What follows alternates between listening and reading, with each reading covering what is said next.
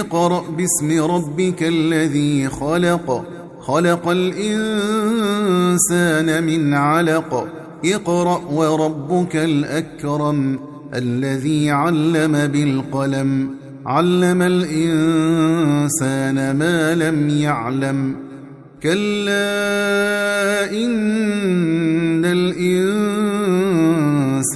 ليطغى أن رآه استغنى إن إلى ربك الرجعى أرأيت الذي ينهى عبدا إذا صلى أرأيت إن كان على الهدى أو أمر بالتقوى أرأيت إن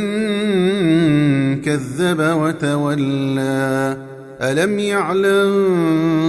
بأن الله يرى كلا لئن لم ينته لنسفعا بالناصية ناصية